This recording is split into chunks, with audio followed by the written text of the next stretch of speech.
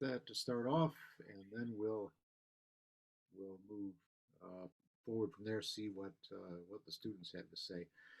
So, Anna, how about if we start with you? You okay with that? Yeah, that's totally fine. Okay, I'm assuming I should just go ahead. Just go ahead. Yes. Okay. So good evening, everyone. My name is Anna Pottratz Acosta. I am a 2001 graduate of the University of Minnesota. I graduated with honors from the summa cum laude from the College of Liberal Arts with a dual degree in Spanish and political science. And just to kind of give a little bit of background on my honors thesis, so I wrote my honors thesis in 2001, and the year before I graduated from college, in the fall of '99, I spent a semester abroad in Toledo, Spain, through the Learning Abroad Center. It's a pretty great program. And just as an aside, in addition to participating in honors programming, I would highly recommend studying abroad. It was a really wonderful experience and is related to my honors thesis, as I'll discuss right now. So when I was studying abroad in Toledo in the fall of '99, it was around the time that the European Union, or like most of the countries in the European Union, were converting from the previous versions of currency that they were using to the euro. So, and I took a law or sort of a political science and economics course when I was in Toledo, where I learned about the European Monetary Union. And based on that, I decided to write my honors thesis comparing the United Kingdom and Germany, because as some of you may know, the United Kingdom opted out of the monetary union and did not join the Eurozone and kept the pound, whereas Germany was really one of the countries that was a leader in spearheading the move toward the euro, away from each of the countries in the Eurozone having its own currency. And it was a really interesting process to compare the two. As far as like the process that I used, it's a little bit outdated. I had to go into the library and dig out old articles of The Economist from the early 1990s on microfiche, probably a process that you wouldn't do nowadays. But as far as how the topic that I wrote about, it actually is something that is very topical or relevant right now, because a lot of the issues that I discussed in my honors thesis we're kind of seeing come up again with the United Kingdom opting to leave the European Union and the Brexit movement, whereas Germany has continued to be kind of the leader in the European Union. And my central thesis was kind of that Germany, after World War II, still kind of wanted to be sort of like the regional hegemon in Europe, but it didn't want to do it through war. So like really the only way to do that was through being an economic hegemon. Whereas the United Kingdom really wanted to maintain its sovereignty and kind of like maintain its old glory, that sort of thing. And we're still seeing how that's playing out now. As far as how both the process of writing my honors thesis, as well as how it's kind of influenced my career later on. So first, immediately after I graduated from college, I went to law school. So I immediately, straight from undergrad, I began attending law school at Columbia Law School in New York City. And for those of you who are interested in law school, and I'm happy to talk to you about law school, any of you offline, if anyone's interested, one of the things that you have to do when you go to law school is you have to write a long paper, and oftentimes you participate in a journal and write something called a journal note. So the process that I went through in writing my honors thesis and conducting research as part of my honors thesis was really valuable as I went into law school, particularly when I had to write my journal note and complete my long paper requirement in order to graduate. And then kind of like in my career at large, what I do right now, I'm actually a law professor. I teach at Mitchell Hamline Law School in St. Paul, and my area of expertise is immigration law, with a particular emphasis in asylum law, and then also the intersection of health and sort of disparities that are seen in immigrant populations. But with respect to the topic that I wrote out my thesis about, I kind of have continued to do work in the area that was inspired by my thesis, because this past summer I actually taught a comparative immigration and asylum course, and a lot of the background knowledge that I had about kind of the political dynamics within the European Union was really helpful as I understood the systems at play in the immigration systems within the European Union, the United Kingdom, and I was better able to compare it to the American system. So what I will say is that, like, depending on the topic you pick, there will be a lot that you'll take away from it that you'll continue to use throughout your career. So it was overall a really great experience, and I'm happy to take any questions that people may have, either about my thesis topic, the process of writing it, or going to law school if anyone's interested in that. Thank you.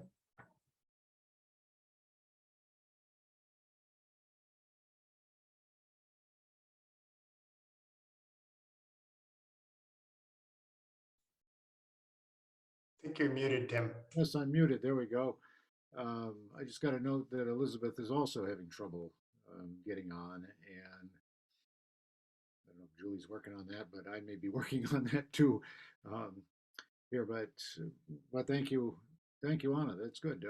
Did students would also like to know how you figured out how to afford to live in Manhattan? Well, at Columbia, probably. I was going to say, as this is something that students still are kind of dealing with, and got a little bit of relief from the federal government on this, but student loans, and I'm still paying them back. I'll pay back my law school tuition and then cost of living. And I will say, though, sort of like an unknown fact is that Columbia University is, I think, the second or third largest landlord in Manhattan.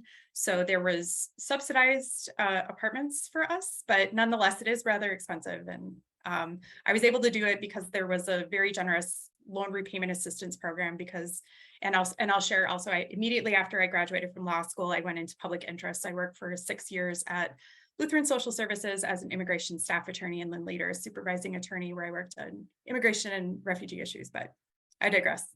Okay. You figure it out if you want to live in a costly part of the country. Where there's a will, there's a way. Yes. Well, speaking of costly parts of the country, we're going to run out to Stanford now. And Christine, can you tell us a little bit about what you recall about your thesis experience, and maybe one thing you carried away from that into your career? Sure, thank you. Thanks for the invitation. And yeah, if at any point my audio is bad, please signal to me. I have a webcam that likes to conk out every once in a while. So my name is Christine Wotipka. I use she, her pronouns. And yeah, I'm currently at Stanford University, where I'm a professor of education and sociology. But I was born and raised in Rochester, Minnesota. And when I was growing up, we used to drive to the Twin Cities and go past campus. And the U of M was like, heaven to me. I was like, I can't wait to get here. And so it was always a place that I aspired to go to, and loved living in the city. So I'm really excited for all these students who are there now. It's one of the best years of my life. And a big part of what made my experience so wonderful was being in an honors program, and like Anna, also studying abroad. So, having been born and raised in a biracial, bicultural family, my mother is originally from Seoul, South Korea, and my father is from Nebraska, and he worked at IBM, so we ended up in Minnesota. But I think, I always was really interested in international issues and wanting to see the world. And also, having been raised as a Roman Catholic, I was, thinking about how I could leave my mark in the world and help others. And so I thought that I could do that through international relations. And this was at the end of the Cold War in the late 80s, early 90s, when the world was changing really quickly. And even more quickly than we could keep up with, because this was before the widespread use of the internet. So all of our books and materials were pretty much outdated as things were happening around the world, but that made it even more exciting. So I really wanted to study abroad, and I'm really excited to see that the Minnesota Studies in International Development MSID program is still going up strongly at the U. At the time when I was there, there was a program in Morocco. And so I chose the Moroccan program because in addition to international relations, I was also a French major. I took on French as a dare from an ex-boyfriend who was like, "You're so ambitious. I bet you would like double major." And I'm like, "Okay, I will." And the French major came easily to me, and it helped boost my GPA. And so I was also able to graduate summa cum laude. But as part of the program, I wanted to come up with an honors thesis topic because MSID allows you to do research. It did at the time to do research while studying abroad, staying with families. And so I do what I tell my students now. I just read as much as I could about Morocco and their process of international development. I have to say that, because things were changing so quickly with international relations and the state of the world and the end of the Cold War, I moved more in the direction of international development and away from like international politics. And so I was looking for a topic to study, and increasingly, as I read about the history of Morocco and their development process, time and again, the importance of education kept coming in. And so that helped me to narrow down my topic a little bit. And so then I kept reading and figured out that within education, there had been this interesting process of former colonies, taking over and taking back their education systems and making them, turning them back into the way they wanted them to, taking parts of the former colonial system, but making them more modern, but also aligned with their values and culture. So part of that process for a lot of Arabic speaking countries was to return the curriculum to an Arabic speaking curriculum, while at the same time being mindful of the fact that a lot of the STEM fields were still being taught in French back then, and obviously now in English. And so what I discovered is that there was like a two-system track in Morocco. So those students who were comfortable in Western languages and French and English, or who could take extra language classes, which were obviously only available to upper class students. Those students had a lot of opportunities in STEM areas versus those students who were more proficient or comfortable in Arabic were then relegated to fields of study that were more in humanities and law. And so I decided to study this further by distributing a survey to students at one of these language centers to see what their perspectives were about how they were thinking about their future educational and career choices.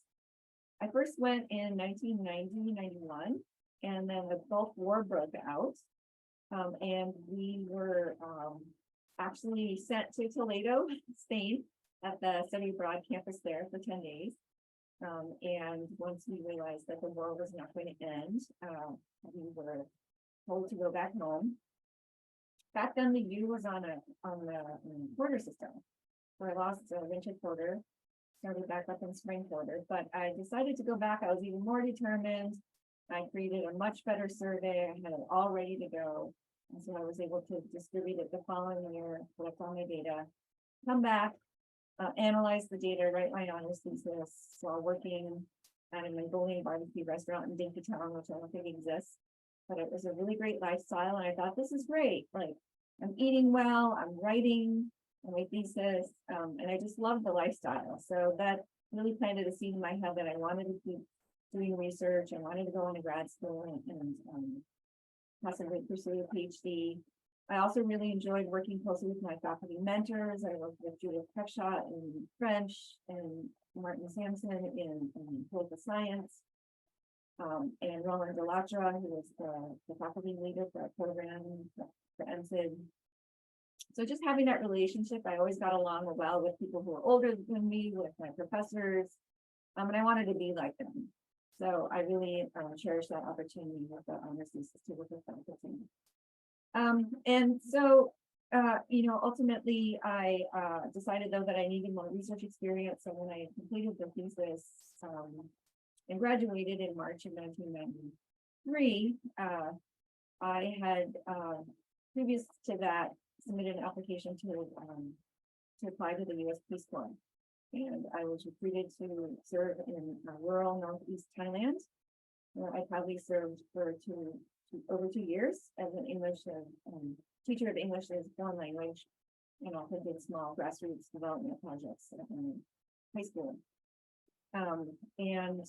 Meanwhile, I kept researching PhD programs and grad student options. And during one of my breaks, I traveled to Stanford on recommendation of my professors back at the U. I found out about the field of international development education from a grad student who came to one of my macroeconomic classes. And she said she was studying international development education for U. And I thought those are all like the words that ring true to my heart: international development education. So I talked to the professors, and they all said, go to grad school at Stanford. That's where we went. And then you can come back to Minnesota. So then, when I visited Stanford, the professor there said, well, you're doing the Peace Corps. We wrote this honors thesis. So you should just apply directly to the PhD. So I was able to skip the master's.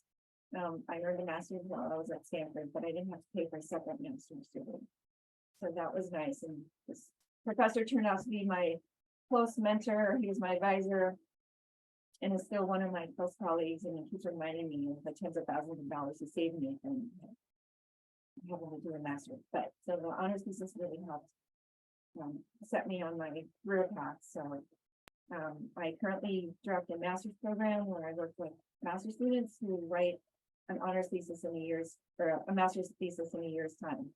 So I'm still in that world of writing and researching and working with faculty and getting feedback from students and others, and doing it all in about the same amount of time that you all have for your thesis. So as you can see, the thesis was really a significant part of my life and career, and continues to this day. So happy to share more information as it comes up. Yeah, okay, thank you. So the plan was to come back to Minnesota, and you haven't quite gotten to that part yet. Oh, yeah, actually, we did come back for a year. So okay. Back in 2005, 2006, my husband and I, he's also a faculty member, we were both recruited to the U of M, and we taught there for a year. But then he had taken a leave at Stanford, and I needed a tenure track position or some sort of faculty position. So Stanford was able to lure us back. My husband's family was here, so we were trying to decide where to go. So it was a tough decision, but I try to go back at least once a year. Okay. Well, yeah, and unfortunately, the Mongolian barbecue is no longer here to help lure you. That was a great place, but a lot of Dinkytown has changed over the last few years. But let's move on to Jeff. All right, thank you. Hi, I'm Jeff Dean. So I was a 1990 graduate of the University of Minnesota. I double majored in computer science and economics with a summa cum laude. Maybe I'll start a bit earlier. So I went to 11 schools in 12 years, had a rather itinerant childhood. Born in Hawaii, moved to Boston, moved to Uganda, moved to Boston, moved to Arkansas, moved to Hawaii, moved to Minnesota in 5th grade, and then spent 5th grade through 10th grade in Minnesota, except for 6 months in Somalia, and then moved to Atlanta after 10th grade and spent the last 2 years of high school in Atlanta. And I had a lot of friends in Minnesota who were going to the University of Minnesota, and I said, oh, I like Minnesota. That was a long stretch for my childhood being in one place, and I sort of had fond memories of being there. And so I decided to go the honors program in the Institute of Technology at U of M. And I knew I wanted to major in computer science. Along the way, I took a few econ classes and decided that was kind of interesting too. So I decided I would also major in econ. I ended up writing 2 different honors theses, one in econ and one in computer science. The econ one was on kind of assessing the economic costs of HIV and AIDS, of the HIV and AIDS pandemic, and trying to estimate their future cost. I'm not going to talk about that so much, but my computer science thesis was really inspired by a 2-sequence class that I took on parallel computing.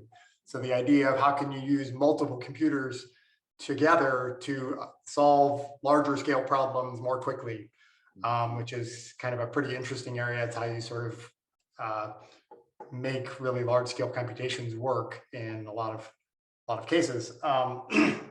So I took a great 2-quarter course from Vipin Kumar, Professor Vipin Kumar, who eventually was department chair after I left, but it was one of his first classes he taught at the U. He'd just moved there from University of Texas, and he was a really good teacher and really found that material inspirational. So I decided I would do an honors thesis with him. And one of the things we were both kind of interested in was at the time a approach to sort of artificial intelligence called neural networks, which is basically this notion that you can have these kind of sort of very crude approximations of how real neurons work in a simulated computer program, and then use those to sort of adjust connections between different sort of simulated neurons and use them to learn interesting things about,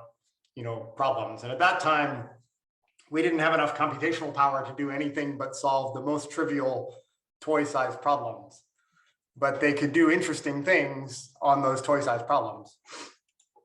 And so as an honors thesis, I decided it would be interesting, well, we kind of collectively decided it would be interesting to see if we could use parallel computation to train larger neural networks than you could on a single computer. And so I used the department's parallel computer, it was a 32 processor machine. I thought, oh, if we could just get 32 times as much processing power, we could make neural networks do amazing things. And so I tried out 2 different alternative methods for training neural networks using the 32 processor parallel computer, and had a really good time doing that. I'd always wanted to have a career where I was sort of building software that people used and could do interesting things. I was particularly interested in how you could use computing to sort of derive insights from data. And this was kind of a pretty interesting foray into what at the time was like a really hot research area in the AI field.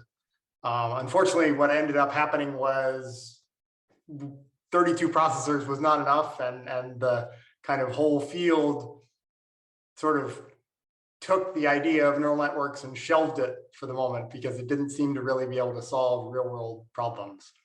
It turns out the real problem was we just didn't have enough computational power. And so starting about 2008 or so, whatever that is, 18 years after I did my thesis, we actually started to have enough computational power. We had like 1 million times as much computational power then as we did in 1990. And neural networks actually started to be a really interesting way to tackle all kinds of interesting problems that have kind of vexed the field of computer science for a long time. How could you build computer vision systems that can actually look at something and understand what's in that image? How could you build systems that can, do a really good job of recognizing speech and understanding what you're saying? Or how could you build things that can, translate from one language to another? The process of doing the honors thesis sort of convinced me that I did want to go to graduate school. I ended up working for 1.5 years for the World Health Organization, doing software for forecasting the HIV and AIDS pandemic in different parts of the world, working for the Global Program on AIDS. But I knew it was going to be like, that was kind of my summer job during college. Actually, my winter break job and my spring break job too. When I would fly to Geneva, write code for a week or two, fly home, and then go back to class. But I ended up working there for a fixed period for 1.5 years, sort of like a gap year between undergraduate and graduate school. But I think a nice aspect of that was I sort of knew I wanted to go to graduate school. And so I had arranged just this fixed 1 year thing before and so I was going to apply to graduate school that year. Ended up going to graduate school in Seattle at the University of Washington, intending to study parallel computation. Along the way, I got a little excited about a different subfield of computer science called compilers, which is the tool that you use to take high-level software that a human writes and turn it into something that the sort of machine understands. And then when I graduated, I was sort of debating academic jobs versus going to industrial research labs. And I ended up going to an industrial research lab in Palo Alto for Digital Equipment Corporation, which is at the time was a fairly prominent computer systems, computer manufacturer. They did pretty interesting work. The lab I ended up joining had about 25 people doing all kinds of different things, which is kind of attractive to me. I like being in a place where there's lots of stuff going on and you can kind of go in different directions with your research. Ultimately, I ended up leaving that job after 2.5 years because I wanted to go somewhere where kind of I could have a little bit more direct control over how my work was used. In a research lab, sometimes your job is, or at least in the digital research lab, your job is to kind of write papers and file patents and create prototypes that some product group would then eventually kind of look at and say, oh yeah, that's interesting. We'll turn that into something real in 2.5 years from now. And that didn't give my immediate gratification, didn't scratch my immediate gratification itch quite well enough. So I ended up joining a small company at the time called Google, which was we were all wedged into a small office space above what's now a T-Mobile store in downtown Palo Alto. And I've been with the company ever since. I've worked on a bunch of our products and our systems infrastructure software. So I have worked on sort of 5 or 6 generations of our search query serving system for many years, wrote our first advertising system with a couple of other people. I've worked on things that underlie basically all of our products for storing and manipulating data. And then around 2010, I started to get interested again in neural networks, back to my honors thesis, because we finally started to have enough computational power to make them do interesting things. And so I started to collaborate with about 5 or 6 people on how could we train very large neural networks using lots and lots of computers. So it's actually full circle back to my thesis.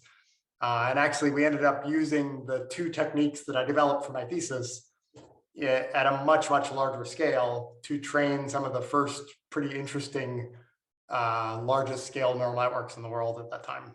So we could learn from a whole bunch of random frames of YouTube videos, and the computer system would learn to build representations of things that appeared in there without ever being told what was in the frames. So it would build like interesting representations of neurons that would fire if there was a cat in the frame, or neurons that would fire if you were looking at a front view of a male face, things like that. And since then, I've sort of continued to do technical work, but I've also taken on a management role. So I now oversee our worldwide computer science research and AI research, and a lot of our health related applications. So we have about 3,800 people worldwide in 50 locations doing, all kinds of different aspects of computer science and a bit beyond that. So happy to answer questions. And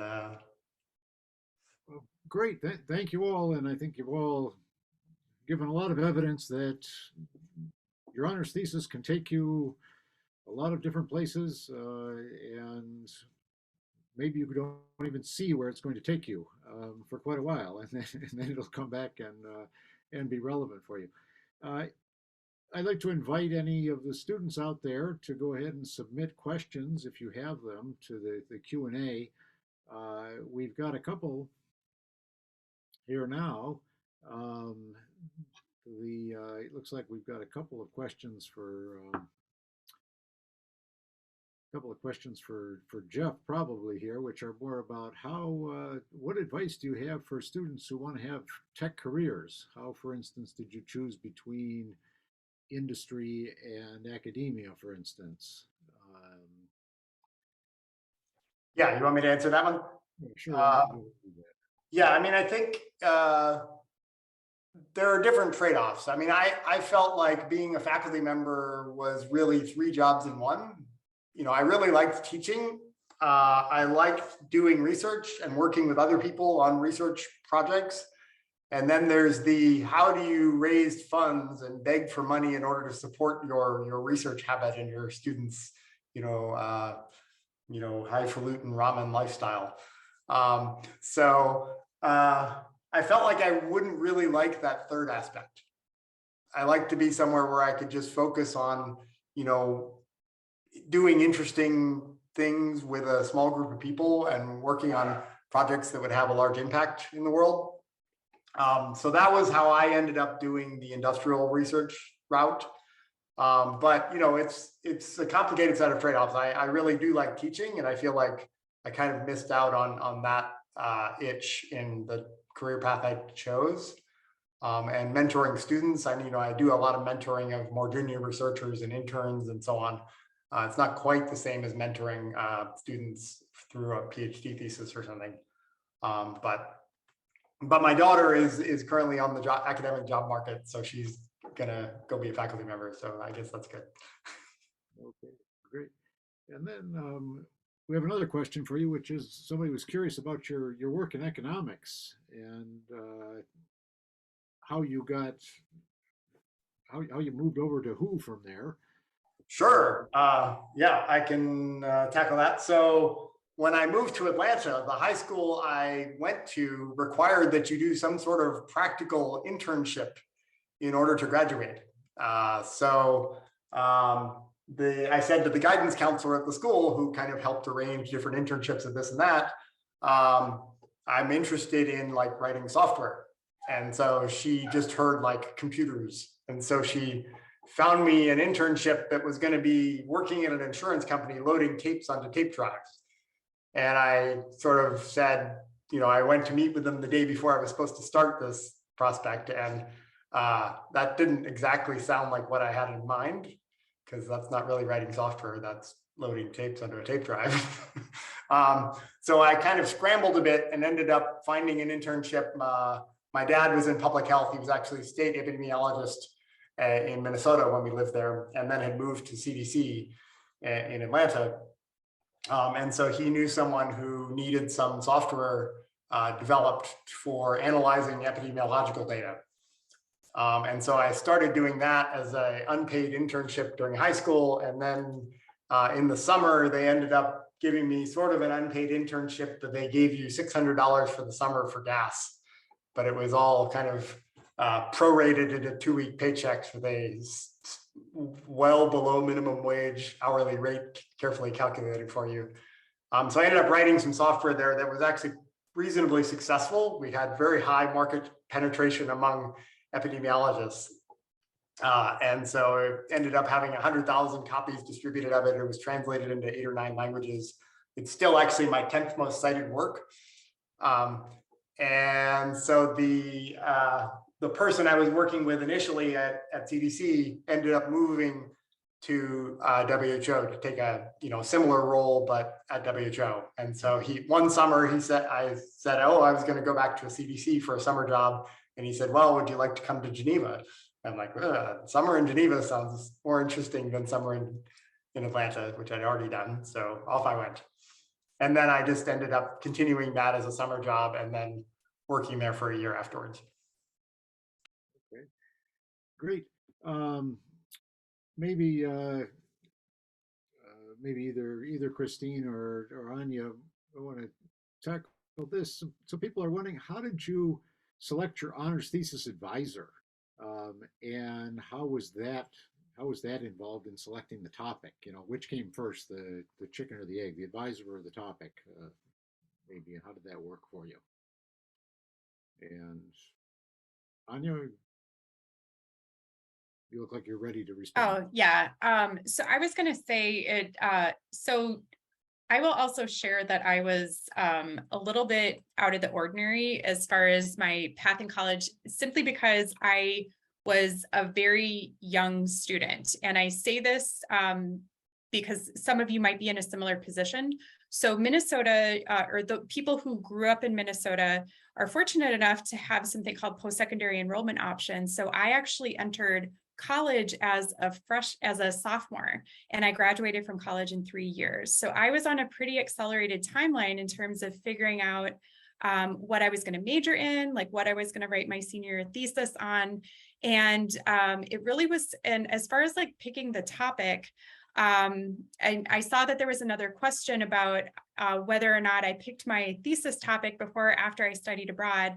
I studied abroad my second year of college. So I really was I was 19, very young, didn't really have that good a sense of what I wanted to do with my major, what I was going to do when I graduated.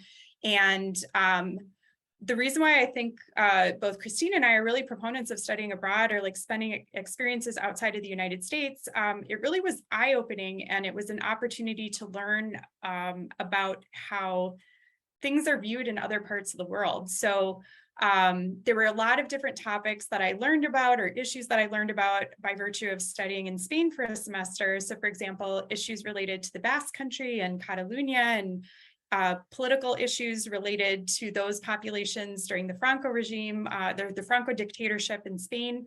But I also was very interested in the European Union, and that was something that I really didn't know a whole lot about until I studied abroad. And then as far as like finding a faculty mentor to sort of serve as my mentor for my thesis, my faculty mentor was Professor Shively, who was a professor in the Department of Political Science, and I had taken several classes with him. So really more than anything, it was that he was a very nice person, and I'd gotten to know him by virtue of taking classes with him. So when I was in my fall of my last year of college, I had an idea of what I wanted to do for my senior thesis. So I approached him and asked if he'd be willing to serve as my faculty advisor. And that's really kind of how it happened. So not a whole much more to it, but I would say, because you spend a lot of time with the faculty advisor that supervises your honors thesis, I would recommend find someone that would be a good person to sort of shepherd you through the topic that you're writing on, but also make sure that it's a person that you have a good rapport with, because you're going to be spending a lot of time with them, and they'll be providing a lot of feedback on your writing and research methodology and so on and so forth. So that's kind of how I did it. Thanks. I'll just point out I'm typing answers to a couple of these questions, but I realize now that when I type the answer, it disappears from the open questions and shows up in answered. So my apologies. Oh, okay. Well, I will check both of those. Christine, did you have anything you want to add to that? A question about which comes first, the topic or the advisor? Yeah. I would say that I always think that it's a back and forth process. So you need to read a little bit, understand where the gaps are in the literature, and see where you can sort of try to fill in the gaps. I like to use the analogy of like the main quad here at Stanford, where I'm saying you're not building the whole campus, you're just building a brick in that main quad, and you're building on top of the other literature that's out there, and then others will add to what you've contributed. So I like to think of the thesis as like a research article that makes it a little bit more manageable than trying to like solve everything at once. So if you just read a lot of examples of good articles out there and see how you can make a contribution, a lot of research articles will at the end talk about areas for future research. These are things that we couldn't get to in our study. And maybe that's something that you could do for your study. And so, fill your head with information and ideas and the literature, and then going to talk to people and then getting some feedback from them, and then going back to your desk or the mall and doing more reading. So it's a lot of back and forth. I think also advisors are people who maybe you've taken classes with, people you've connected with in your classes who know your work and know that you're a good student, and that they don't have to spend a lot of time chasing you around campus trying to figure out when you're going to turn in materials. So that's helpful to connect with people who you already know, but at the same time, I think it's also an opportunity for you to meet new people who you haven't had classes with and say, I'm writing a thesis that's in your area of expertise, would you be willing to work with me? I think you can work with the people who run the honors program to help with those introductions if needed. But again, it's a great opportunity for you to build up your initiative and your other skills through this process. Great, thank you. Yeah, a lot of questions about how do you find a thesis advisor? How did you narrow down your topic? I think sort of one of the implications. I like one of the implications of what you said there, which is, maybe students think, oh my gosh, I've got to be the next Isaac Newton or something, and I've got to have some kind of great idea, and that is not at all what most people are doing in terms of research. We're adding bricks, right? We're not building the whole of the Stanford campus. I mean, maybe I can answer that. I typed an answer to how did I find my thesis advisor, but I think one of the things that I ended up taking a 2-quarter sequence class with the professor who ended up being my thesis advisor. And the things I looked for were, he was really good at explaining things in class, and kind of I would have a couple of sidebar discussions with him about different directions of a lecture topic or whatever after class. And I could really tell that he would be like a good mentor for, a curiosity-driven project. And he also seemed amenable to my doing this. So I think you really want to find someone who, you think you'll learn from, that you're compatible with, and can really help you collectively identify something interesting to explore and explore it together. Okay, thank you. We do have one interesting question here. I don't know if anybody will have an opinion on this, but I am studying both genetics and music. How do I put those two things together anyway? Did any of you, well, I mean, French is one thing. Anybody have, I'm thinking of this as an advisor, somebody who talks to a lot of honor students. These are young people with a lot of different talents and a lot of different interests and a lot of energy that could go a lot of different directions. So I'm gonna take this and twist a bit and say, were there some things that you put a lot of time into that were passions that were, that you just sort of pursued on your own, quite apart from any academic interest, that could have been maybe in a parallel world or something might have been a professional career or a subject of study or anything? And how did you make a decision about what to follow and what not to? Are you asking in terms of the honors thesis or just like our career life? Generally, as a person with experience and with broad interests, how did you decide on what it was you were going to do and not all the other things that you might have done as a major or as a career? Why education, or why law, or why computers? I don't know. I think this is something like you keep coming back to it somehow. Even when I was a kid, I used to like to play school with my brother, and I was the older sister, so I'd be the teacher and then make him be the student. It's just, and I tutored while I was at the U and taught some classes to adult learners. So I was just really always interested in education. So it was like trying to find a way that combined my interests, I guess. So international relations, speaking of international development, and then within that, education. And then talking to people who are in the field and hearing from them and seeing what they're excited about, what they're working on, and what their lives are like. And, yeah, I don't know. I think sometimes people think my life was pretty linear, like the path was kind of did things like one after the other and got to where I am now. But I think in most cases, people's careers haven't been as linear. And I know people who, like my husband, he started out as he studied mechanical engineering at UC Berkeley. He was a rocket scientist, started a graduate program at Stanford and mechanical engineering, and really became frustrated with mechanical engineering and how it's organized as an educational field, and we wanted to then shift to education to figure out how to make science education better and higher education more inclusive. So he's had a very different career path. There's quite a few former mechanical engineers in my school, in the graduate school of education here at Stanford. So I think eventually, I think you have to kind of trust the system, the process.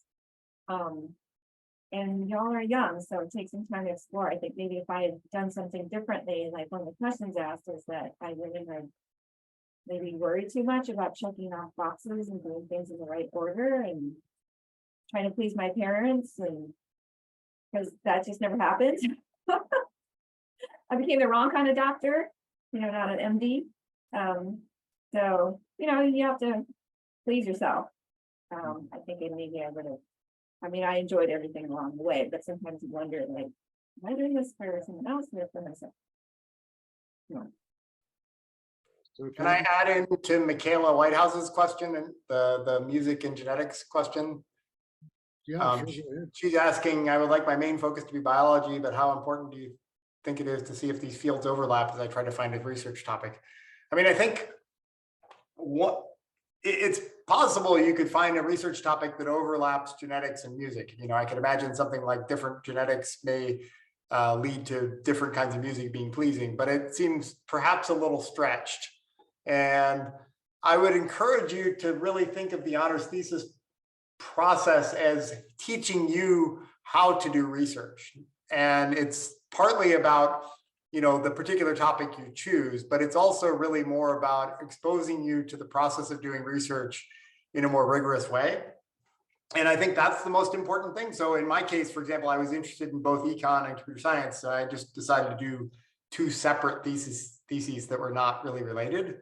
But I think often, even in graduate school, a lot of your PhD training is more the meta training you get about how to approach problems, how to understand, the background of work that's been done in a particular area, and then how to sort of identify novel and interesting research directions to go in a field, and less about, exactly what you did in your PhD thesis or your undergraduate honors thesis. So I would encourage you to think of this as a meta learning experience more than like exactly what topic you pick.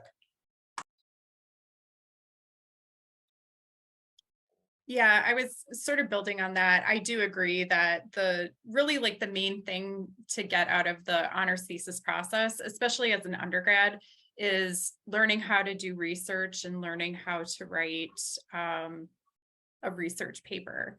And that's something that kind of will go with you as depending, regardless of what area you end up going into. The other thing too, and some of the things that Christy was saying was sort of definitely resonated. I'm guessing that many of you who are attending tonight are oldest children, very type A, maybe have a lot of expectations of you.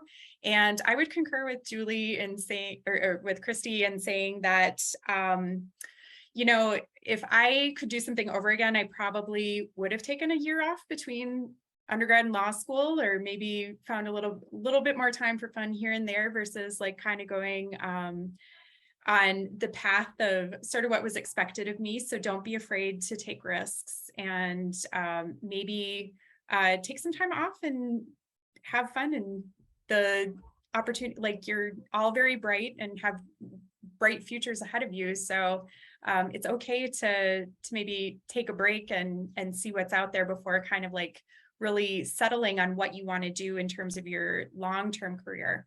And as far as like how to overlap, one thing that I did want to share, this wasn't necessarily relevant to my undergrad honors thesis, but when I did my law school note, so I wrote about the journal note that I wrote, which was very similar in terms of the process to the honors thesis when I was in law school, was related to the Basque Country and kind of some issues with the Spanish government and how it dealt with the Basque Country.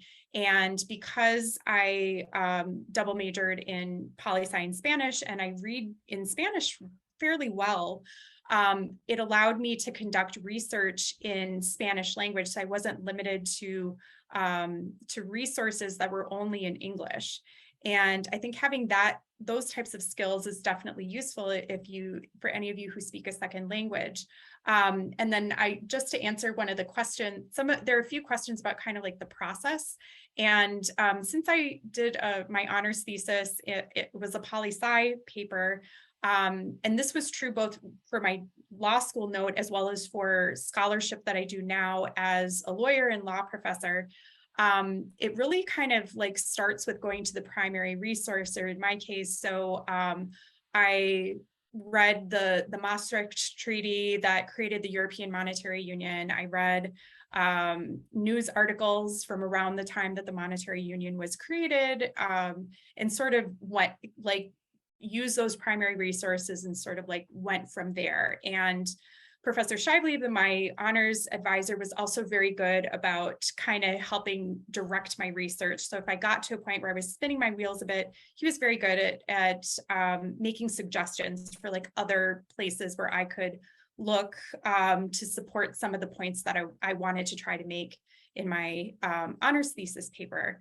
And yeah, I guess and as far as like dividing it into fall of your last year of college, you do the research, and then the spring you write. I think Christy made this point as well, but it's a little bit more fluid. So like, it's not necessarily that like, okay, it's December, pencils down, no more research, I got to start writing it. You continue to research, especially as you're writing it, you might find that something that wasn't really thought through in terms of your research, you might need to look into something a little bit more. So make sure that you give yourself some flexibility and don't think that just because I haven't like researched every last thing before December that my honors thesis is going to be a failure. Like there's a lot of give and take as you're writing it, for sure.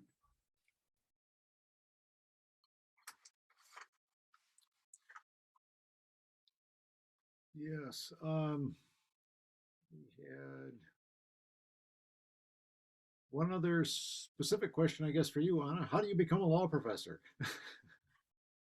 So I'll tell the story of how I became a law professor, but I will kind of give more general information as well. So I am a clinical law professor, and just for those not familiar, clinical law professors teach classes where you are actually working on cases. So I supervise students who are working on cases in the field. And for clinical law professors, it's a little bit different because most of the time they move into academia in clinical positions from practice. So prior to joining the faculty at Mitchell Hamline, I worked for 6 years for Lutheran Social Services in New York City as an immigration attorney. I worked in private practice for a few years, and then the firm I was at, so I worked for 3 years at Stinson Leonard Street. Their pro bono program is a medical legal partnership, which is the same model that's used in the clinic that I teach at Mitchell Hamline. And then I also kind of have moved into podium or doctrinal teaching as well since I've started at Mitchell Hamline. So I now teach immigration law and then professional responsibility as sort of like lecture courses. But for other people, it kind of, there are all sorts of different paths that people take to becoming a law professor. Obviously, you have to go to law school first. And then after you graduate with your JD, it really varies. So like some people do a PhD program in law, other people clerk and do a fellowship program at a university, and then that kind of gets them ready for the academic market to become a law professor. But there are all sorts of ways to get there, but you're all undergrads, but it's good to be sort of thinking long-term about that as a potential career choice further on down the road. But it's a lot of fun. I really enjoy law school teaching, especially in the clinics. Okay, well, one other question here that maybe we'll let you each take a very quick stab at to wrap things up, and that is there anything you would have done differently? Looking back at college, anything you would have done differently?